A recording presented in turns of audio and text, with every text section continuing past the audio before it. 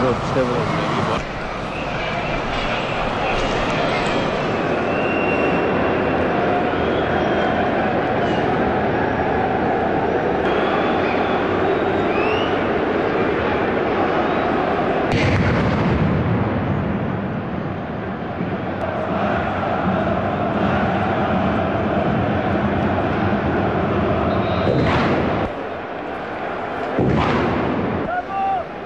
Αυτά, κυρίες και κύριοι, οι σκηνές που μόλις παρακολουθήσαμε, καλησπέρα σας, είναι μερικές από... Ο Θεός να την κάνει καλησπέρα. Που...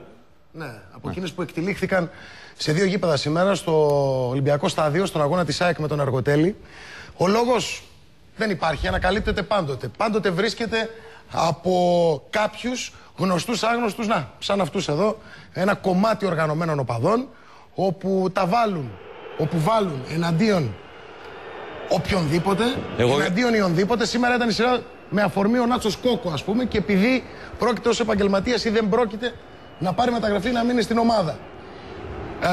Αυτό είχε σαν αποτέλεσμα να υπάρξουν οι σκηνές να προκληθούν οι σκηνές που είδαμε, και εδώ τώρα είναι το άλλο μέτωπο της βίας, διότι το αποτρόπαιο αυτό πρόσωπο, το οποίο εδώ και πάρα πολλά χρόνια κάνει την εμφάνισή του στα ελληνικά γήπεδα, χτύπησε και εμφανίστηκε και πάλι και σήμερα και στο Καραϊσκάκης και στο Ολυμπιακό Στάδιο. Και όλα αυτά ενώ μέσα στην εβδομάδα ο ΟΠΑΠ συναντήθηκε με τις διοικήσεις των καναλιών, των τηλεοπτικών σταθμών που εμπλέκονται με το ελληνικό ποδόσφαιρο, με αφορμή και βασικό θέμα ακριβώς αυτές τις σκηνές, αυτές τις εικόνες που παρακολουθούμε, που δεν έχουν καμία σχέση με το ποδόσφαιρο, που όχι μόνο υποβαθμίζουν το προϊόν, αλλά βεβαίως θα έλεγα το ευτελίζουν ακόμη περισσότερο, την ίδια στιγμή που πολιτεία και ο ΠΑΠ έχουν κάνει τα πάντα, και ενώ ο ΣΚΑΙ είχε προειδοποιήσει επ' αυτού, δυστυχώς η Super League εξακολουθεί προφανώς να κοφεύει, βλέποντας όλα αυτά, να μην προσπαθεί η ίδια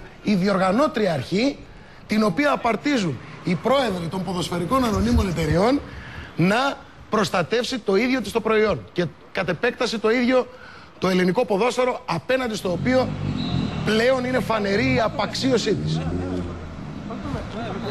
Λοιπόν, βλέπουμε πάντοτε εικόνες, αυτές τις πολύ δυσάρεστες εικόνες οι οποίες εκτελήθηκαν απόψε, κυρίες και κύριοι. Τώρα η απάντηση βεβαίως, χωρίς να με καταλαμβάνει κιόλας η ποιητική διάθεση, αλλά θα μπορούσε να είναι ο στίχος του Βάρναλη. Περικλή Βασιλάκη, καλησπέρα. Καλησπέρα, Περικλή. Που λέει ο Βάρναλης στους μοιραίους, κανείς δεν το βρε και δεν το πει ακόμη.